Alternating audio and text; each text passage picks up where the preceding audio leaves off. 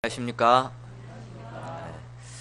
오늘 말씀은 그 말씀에 관한 말씀이기 때문에 하나님 사랑, 말씀 사랑으로 서로 인사를 한번 나누겠습니다. 하나님 사랑, Hi Story Makers. 오늘 한 해를 시작할 때 하나님께서 주신 저희의 시간이 마치 재단사 앞에 최고급 옷감과 같다라는 말이 제 마음에 들어왔습니다. 저희가 올 한 해 이 옷감을 잘 재단을 해서 하나님께서 받으실 만한 최고급 슈트와 또 드레스를 만들 수 있기를 기도합니다. 오늘 말씀의 제목은 말씀을 열면 빛이 빛이여입니다. 시입니다. 그래서 이 시의 주석을 달아서 메시지를 전하는 것이 참 어려운 것 같습니다. 그 릴케의 그 가을날이라는 시를 보면 주여 때가 왔습니다. 지난 여름은 참으로 유대했습니다. 당신의 그림자를 해시계 위에 얹으시고 들녘에 바람을 풀어놓아 주소서. 마지막 과일들을 무르익도록 명하소서. 여기에 주석을 달면 이 시는 자유시이며 운율은 내재율이고 종교적 이상하게 기초를 둔 낭만적이고 신비적인 성격의 시라고 합니다. 시는 우리 그 김동희 목사님이 잘하시기 때문에 김동희 목사님이 전하시면 참 좋았을 것 같은데, 아무튼 시의 주석을 달아서 메시지를 전하도록 하겠습니다. 요절 말씀은 130절입니다. 저 여러분이 같이 읽고 잠깐 기도하고 시작하겠습니다. 시작. 주의 말씀을 열면 빛이 비치어 우둔한 사람들을 깨닫게 하나이다.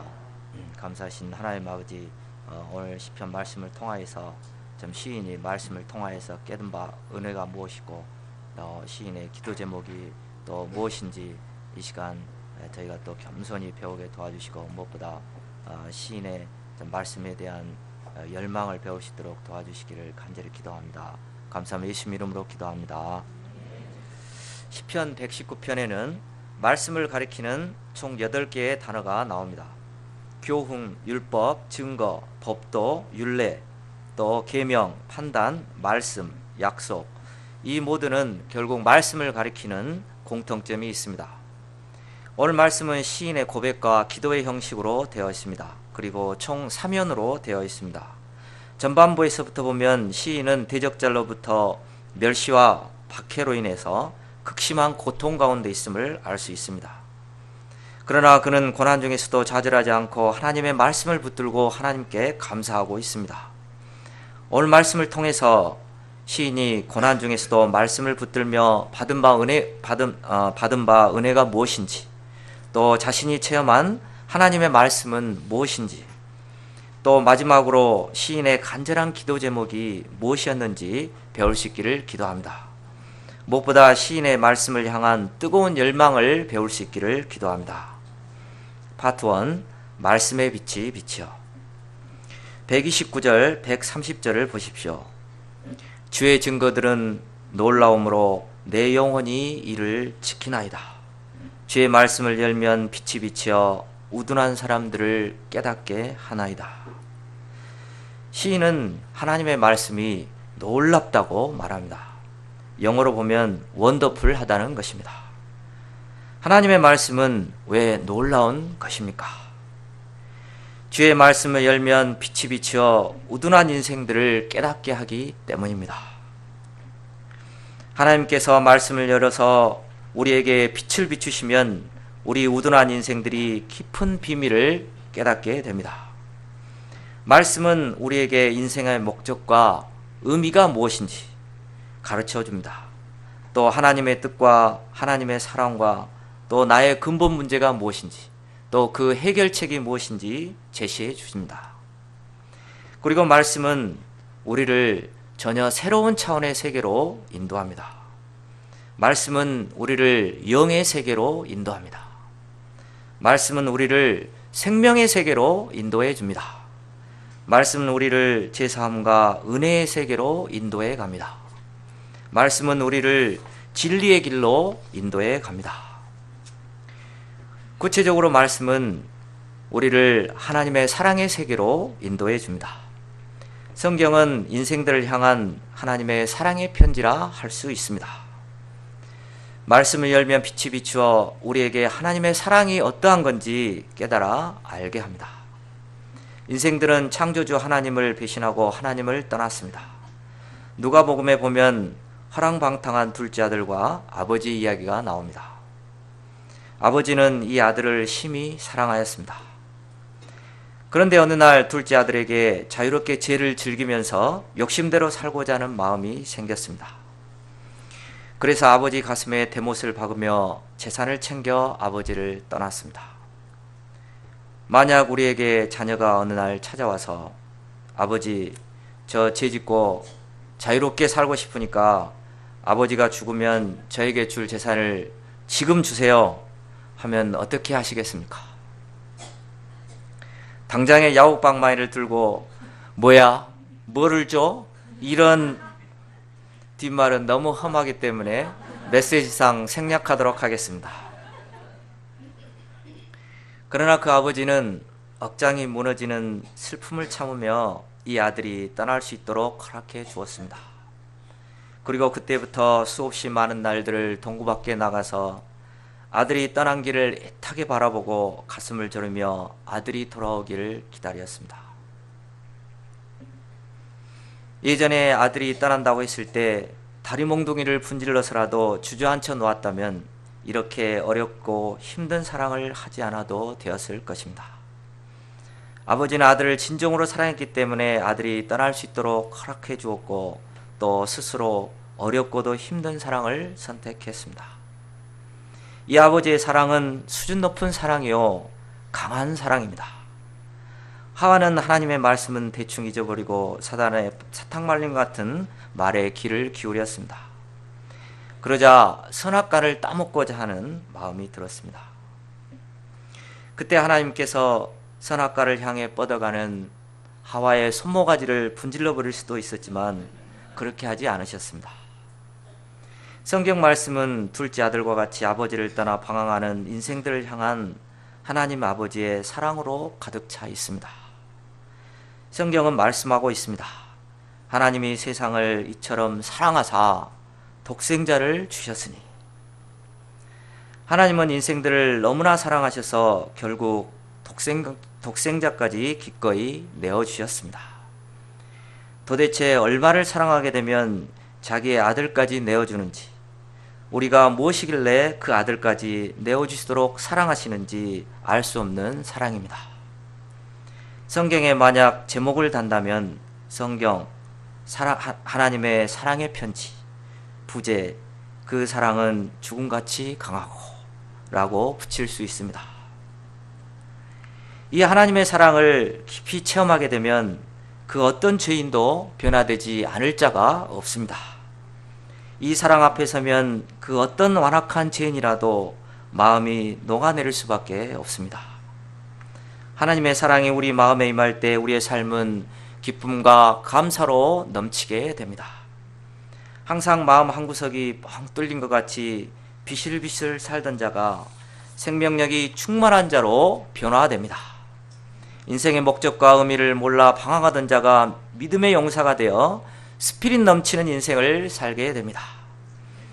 하나님께서 또 마음의 불평과 불만이 주렁주렁 하던 자가 변화되어 감사와 사랑이 충만한 인생을 살게 됩니다.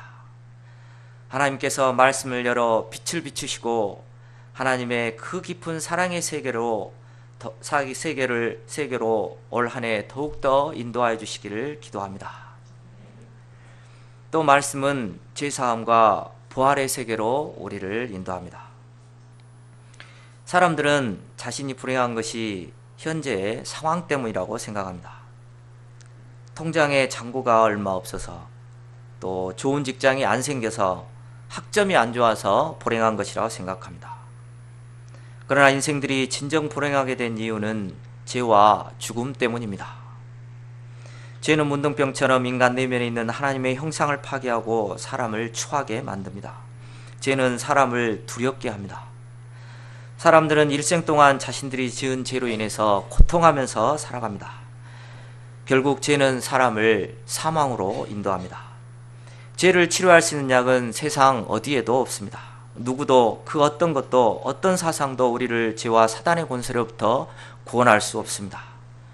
오직 그리스도의 피만이 우리를 죄와 사단의 권세로부터 구원할 수 있습니다. 베드로전서 1장 18절 19절은 말합니다. 너희가 알거니와 너희 조상이 물려준 헛된 행실에서 대속함을 받은 것은 은이나 금같이 없어질 것으로 된 것이 아니요 오직 흠없고 점없는 어린 양 같은 그리스도의 보배로운 피로 된 것이니라. 이처럼 말씀이 열리면 말씀은 우리를 그리스도의 십자가로 인도하고 죄사함과 부활의 세계로 들어가게 합니다. 또 말씀은 영의 세계로 우리를 인도합니다. 육의 세계가 있듯이 또 영의 세계가 있습니다. 우리 각자에게도 신앙생활을 하면서 나 자신을 영적인 세계로 인도하고 영적으로 성장케 한 결정적인 한마디 말씀들이 있습니다. 제가 학생 때 처음 예수님을 믿고 신앙생활을 시작하고 어느 정도 지날 때였습니다. 처음 믿음 은혜는 점점 희미해져 가고 신앙생활이 점점 율법적으로 다가왔습니다. 그러자 성경은 나에게 요구하는 것이 도덕적인 수준으로 보이고 또 그것은 너무나 높게 보였습니다. 반면 제 자신은 아직도 부족하고 죄에 자주 넘어지고 내면이 죄악된 자신만이 보였습니다. 성경 공부를 하면 할수록 갈등이 더욱 깊어갔습니다. 그래서 너무 힘들어서 떠날까도 생각하였습니다. 오호라 나는 공고한 자로다 하는 탄식만이 내면에서 흘러나왔습니다. 지금 생각하면 제가 율법의 세계에 갇혀 있었습니다. 그때 베드로후서 1장 18절 말씀이 저의 심령에 다가왔습니다. 오직 우리 주 예수 그리스도의 은혜와 그를 아는 지식에서 자라가라. 이 한마디 말씀은 저를 율법의 세계로부터 은혜의 세계로 옮겨 놓았습니다. 그때부터 저는 죄에 넘어져도 다시 일어설 수 있는 힘을 얻고 또 한 차원 높은 은혜의 세계로 들어갈 수 있었습니다. 니고데모는 모든 사람의 흠모의 대상이었습니다. 최고의 공무원으로 산에 들린 금배지를 달고 BMW 최신형 마차를 몰았습니다. 그러나 그의 내면은 불행했습니다. 그가 어느 날 예수님을 찾아왔습니다. 그는 자신이 원하는 부와 명예와 권력을 얻으면 늘 행복하리라 생각했습니다. 그러나 막상 그것들을 얻었을 때는 전혀 행복하지 않았습니다.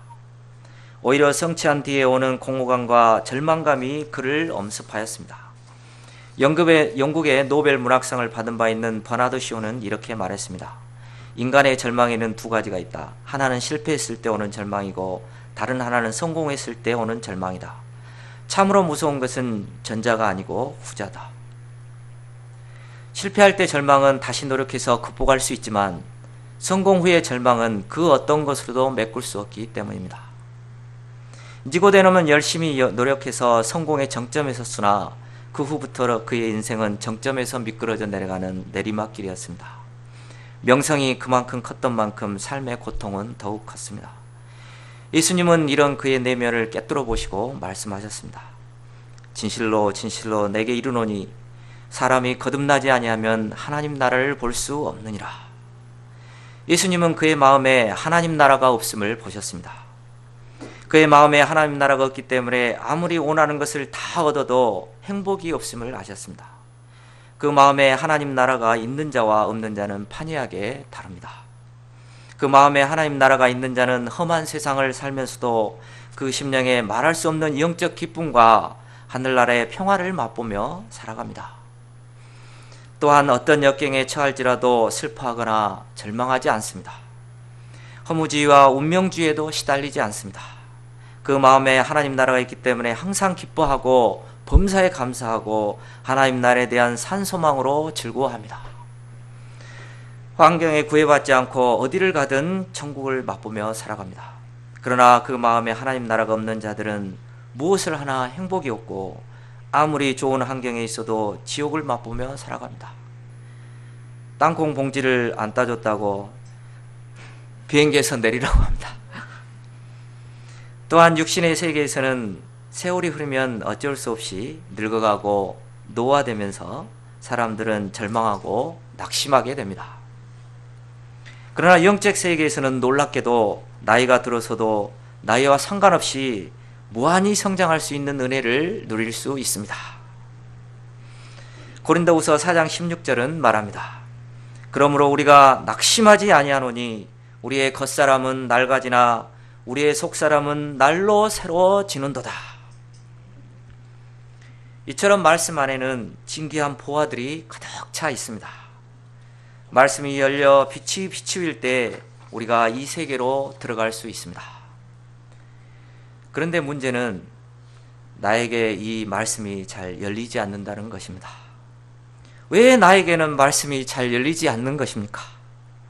말씀을 봐도 다 아는 말씀 같고 그 말씀이 그 말씀 같습니다. 말씀을 열면 빛은 아니 비치고 잠만 쏟아집니다.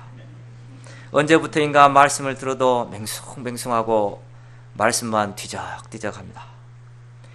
이 말씀은 말이야 2004년도 때 그때 수양회 때 아무개 목자가 참 잘 전했지. 역시 말씀은 양마가 목자님이 잘 전했어. 요즘 목자님들은 통신통치가 않아.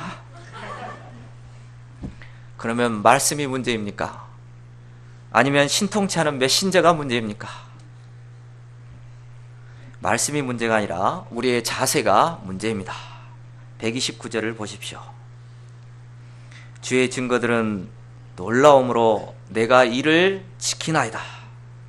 첫째로 시인에게는 말씀에 순종하고자 하는 자세가 있었습니다. 말씀은 우리의 이성을 초월합니다.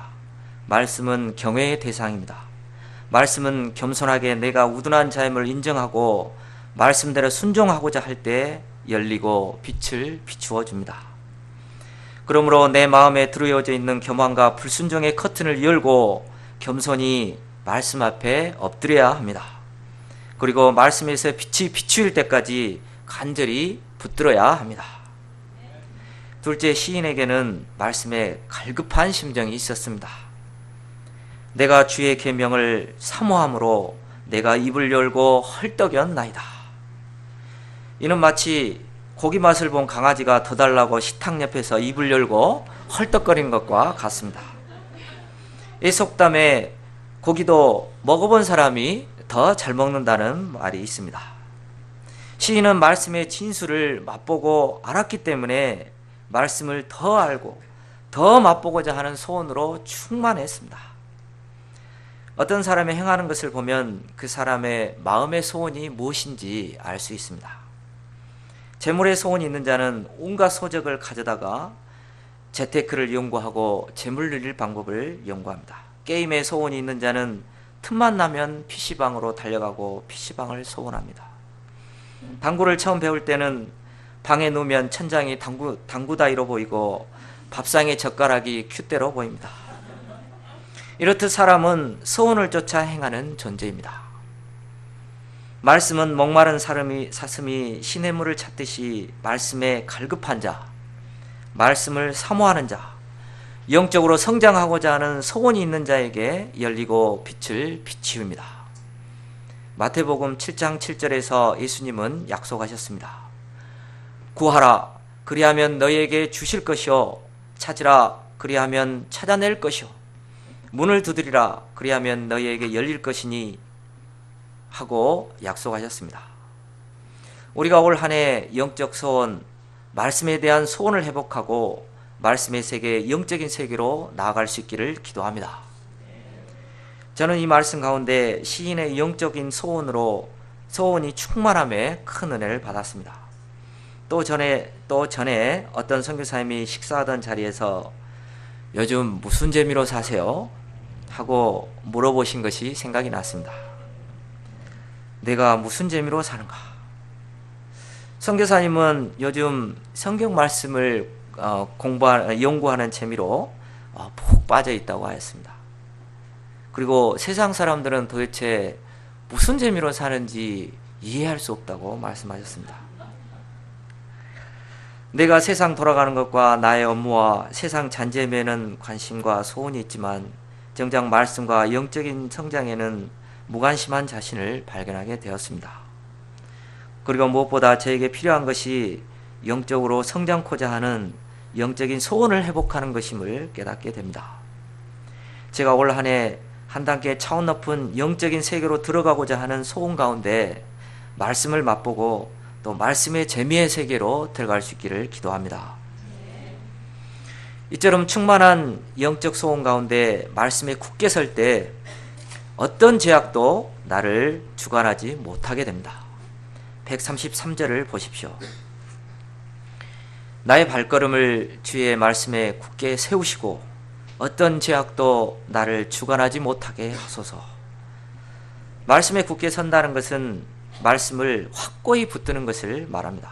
이는 마치 배가 떠내려가지 않도록 바다에 닻을 내리는 것과 같습니다. 배는 닻을 내리지 않으면 쉬이 요동하게 되고 거센 파도에 떠내려가 버리고 맙니다. 그러나 닻을 내리게 되면 파도에 약간은 흔들리지만 근본적으로 흔들리지 않고 떠내려가지도 않습니다. 이와 같이 우리가 말씀에 닻을 내릴 때 근본적으로 흔들리지 않고 세상 조류에 떠내려가지 않게 됩니다. 우리가 살고 있는 세상은 죄악의 파도가 흉흉한 세상입니다. 정욕과 욕심의 파도, 물질주의와 인본주의, 거짓 사상의 파도가 넘실거립니다. 이런 세상에서 우리가 말씀을 굳게 붙들지 아니하면 자신도 모르게 파도에 휩쓸려 떠내려가 버리고 맙니다. 그래서 히브리서 저자는 이렇게 권면했습니다. 그러므로 우리가 들은 것을 더욱 유념함으로 우리가 흘러 떠내려가지 않도록 함이 마땅하니라. 아담이 실패한 것도 말씀을 굳게 붙잡지 않았기 때문입니다. 아담이 말씀을 굳게 붙잡지 않았을 때 영적 분별력을 상실하고 넘어지고 말았습니다. 말씀을 굳게 붙들 때 말씀이 사람을 지켜주고 그 진리의 길로 인도해 줍니다. 또 말씀 안에서 영적으로 성장하게 됩니다. 파트 2. 영원한 의되신 말씀. 137절에서 144절까지는 새로운 예언이 시작이 됩니다. 이 부분의 핵심 단어는 의롭다는 단어입니다. 137절에서 140절까지를 함께 읽어보시겠습니다. 시작.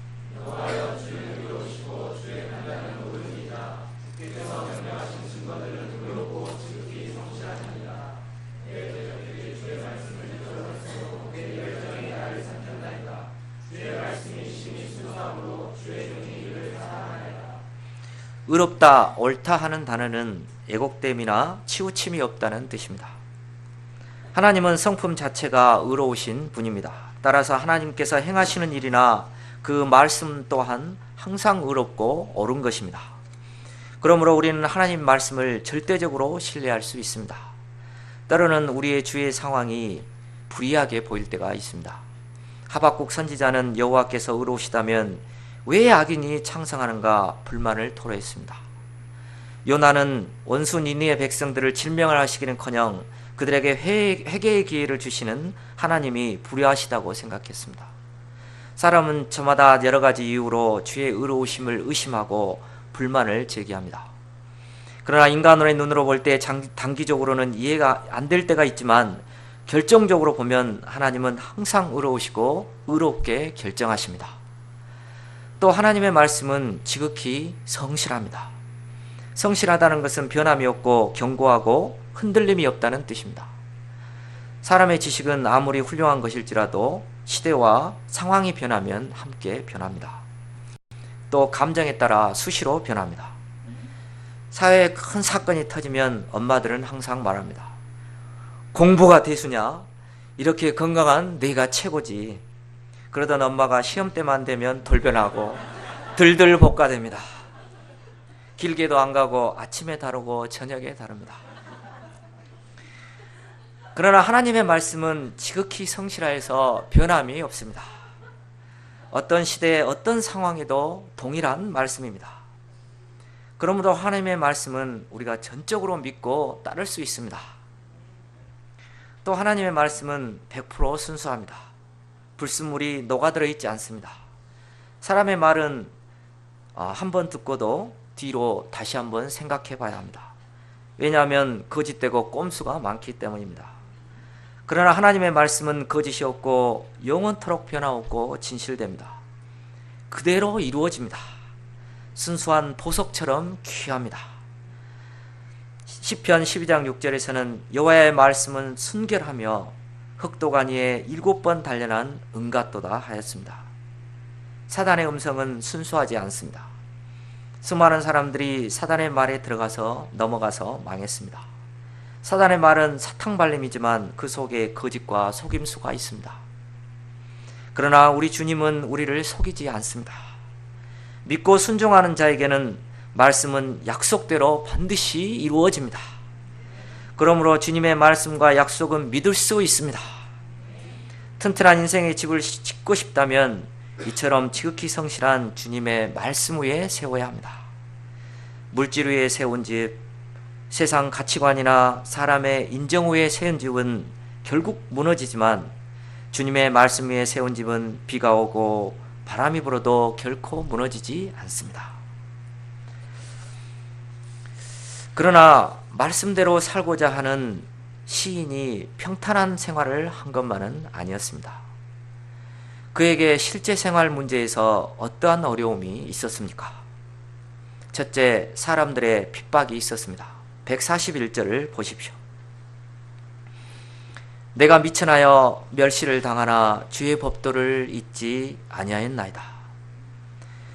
말씀대로 살고자 하면 반드시 핍박이 있습니다. 시인도 말씀대로 살고자 했을 때 남모르는 아픔이 있었습니다. 사람들은 그를 세상 물정을 모르는 사람이다 하고 멸시하였습니다. 이 험한 경쟁사회에 맞지 않는 쓸모없는 사람이라고 폄하하였습니다. 그는 세상 사람들이 볼 때 미천한 자였습니다.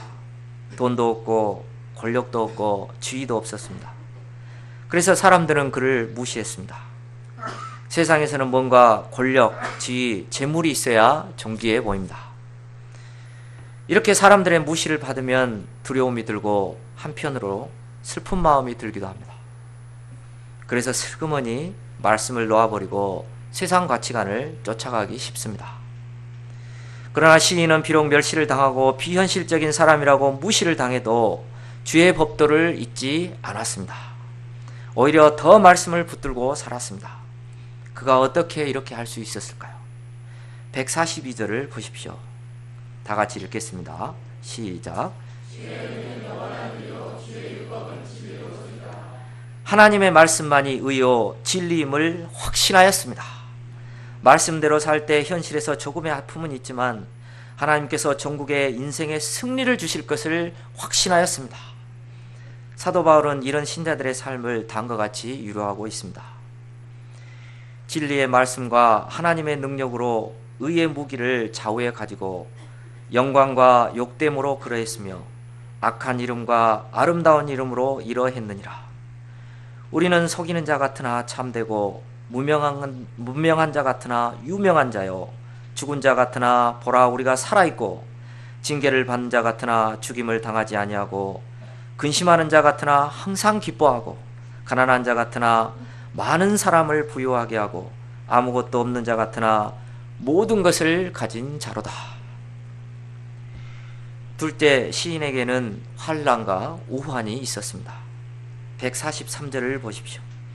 환난과 우환이 내게 미쳤으나 주의 계명은 나의 즐거움이었나이다. 환난과 우환이 닥치면 심령에 두려움이 엄습합니다. 환난과 우환은 겹쳐서 올 때가 많습니다. 갑자기 재난을 만날 수도 있고 건강 문제, 자녀 문제, 또 물질 문제가 광풍과 같이 우리를 덮치기도 합니다. 이러한 환난 앞에서 우리가 주저앉기 쉽습니다. 그런데 시인은 주의 계명은 환난 중에서 나의 즐거움이라고 고백하고 여전히 계명을 붙들고 있습니다. 어떻게 이런 일이 가능할까요? 말씀 중심적으로 사는 자와 자기 중심적으로 사는 자는 평소에는 별 차이가 없어 보입니다. 오히려 믿음으로 사는 자가 어리석은 것 같이 보입니다. 그러나 환난과 우환이 닥치는 날에는 믿음이 있는 자와 없는 자는 현저하게 차이가 납니다. 믿음이 없는 자는 고난 앞에서 절망하고 엎드려져 버립니다. 그러나 믿음이 있는 자는 일어서서 고난과 싸울 수 있습니다. 믿음이 없는 자는 고난을 만나면 오히려 더 못쓰게 되어버리지만, 믿음이 있는 자는 고난을 통해서 오히려 산 믿음을 배울 수 있고 더 깊은 영적인 세계로 들어가게 됩니다. 고난 가운데 주님의 말씀은 위로와 용기를 주고 환난과 우한 그 너머에 있는 소망을 바라보게 합니다. 우리가 어떻게 큰 환난 중에서도 요동치 않고 말씀을 붙들고 승리할 수 있습니까? 이는 평소 크고 작은 사건을 통해서 말씀을 전폭적으로 의지하는 믿음을 배워나가야 합니다. 즉 평소에 말씀에 깊이 뿌리내리는 투쟁을 해야 합니다. 말씀에 뿌리내린다는 것은 구체적으로 한마디 말씀을 붙들므로써 말씀이 주는 은혜와 생명력을 덧입는 것입니다. 뿌리가 있는가 없는가 하는 것은 평소에 잘 알 수 없습니다. 그러나 환난이 닥쳐오면 드러납니다. 우리가 평소에 말씀에 깊이 뿌리를 내릴 때 어떤 비바람에도 견딜 수 있는 강하고 튼튼한 나무로 자랄 수 있습니다. 이렇듯 핍박과 환난 가운데 말씀에 대한 확신과 은혜 가운데서도 말씀에 대한 은혜와 확신 가운데 살아가는 시인은 감격하여서 다음과 같이 고백합니다. 144절을 보십시오. 주의 증거들은 영원히 의로우시니 나로 하여금 깨닫게 하사 살게 하소서. 파트 3 시인의 기도. 145절부터는 다시 연이 바뀝니다. 여기서의 핵심 단어는 부르짖다입니다. 그는 날마다 새벽부터 전심으로 하나님께 부르짖었습니다. 큰 소리로 절박하게 부르짖었습니다. 그러면 그가 날마다 부르짖은 내용과 그 동기가 무엇입니까? 내가 주의 교훈들을 지키리다. 내가 주의 증거들을 지키리다. 또 내가 주의 말씀을 바라싸우며 하는 말씀을 볼 때 주의 교훈들과 주의 증거들 때문임을 알 수 있습니다. 그는 말씀에 기초해서 기도하고 말씀에 더 깊이 순종할 수 있는 힘을 주시도록 기도했습니다. 내가 말씀을 더 깊이 믿을 수 있도록 실제 생활 가운데 약속의 말씀을 성취해 주시도록 기도했습니다. 말씀대로 이루어 주셔서 주님의 말씀을 멸시하고 조롱하는 자들의 입을 막고 하나님의 영광을 드러내시도록 기도했습니다. 말씀 없이 기도하면 하나님의 뜻을 알지 못하므로 욕심의 기초에서 기도하기 쉽습니다. 이때 우리는 하나님께 무엇을 달라고 일방적으로 청구서만 내밀기 쉽습니다. 이런 기도는 하나님께서 진절머리가 나서 응답해 주지 않습니다. 기도의 응답을 받으려면 말씀의 기초에서 기도해야 합니다. 그때 우리는 하나님의 뜻을 알게 되고 하나님의 뜻에 맞는 기도를 할 수 있습니다. 그때 하나님께서는 말씀의 기초에서 하나님의 뜻 가운데 부르짖는 자의 기도를 기뻐하시고 응답해 주십니다. 152절을 보십시오. 내가 전부터 주의 증거들을 알고 있었으므로 주께서 영원히 세우신 것인 줄을 알았나이다. 이는 시인이 현재는 물론이고 미래의 승리를 확신하는 노래입니다. 이전부터 지금까지 말씀이 항상 진리이고 영원하다는 것을 알았기 때문에 미래에도 확실하고 영원할 것을 확신하였습니다. 결국 말씀 편에 서는 자, 하나님을 가까이 하고 말씀을 가까이 하는 자가 반드시 승리한다는 승리에 대한 확신으로 끝을 맺고 있습니다. 결론적으로 하나님의 말씀에는 약속과 신령하고도 진귀한 영적 보화로 가득 차 있습니다. 말씀이 열리면 빛이 비치어 우둔한 인생들을 깨닫게 하시고 신령한 하나님의 나라로 인도해 줍니다. 하나님께서는 이 모든 것을 우리에게 주시기를 원하십니다. 말씀을 사모하는 자, 경외하는 자, 말씀 앞에 겸손한 자에게 하나님은 말씀을 열어 빛을 비추어 주십니다. 올 한 해 저와 여러분이 영적으로 성장하고자 하는 간절한 소원 가운데 말씀의 세계로 깊이 나아가기를 기도합니다. 올 한 해를 결산할 때는 환난과 우환이 내게 미쳤으나 주의 말씀은 나의 즐거우면나이다 하고 감사와 찬성의 고백을 드릴 수 있기를 기도합니다. 제가 기도하고 마치겠습니다. 감사하신 하나님 아버지의 말씀을 통해서 하나님께서 저에게 신기한 영적인 보화들을 주시고 또 더 주시기를 원하는 것을 생각할 때 진실로 감사를 드립니다. 제가 겸손하게 말씀을 붙들고 또 하나님 앞에 또 말씀 앞에 참 엎드림으로 이 하나님의 이 신령하고 깊은 이 말씀의 세계로 들어가는 축복을 받는 자들이 되게 도와주시기를 간절히 기도합니다. 감사하며 예수님 이름으로 기도하였습니다.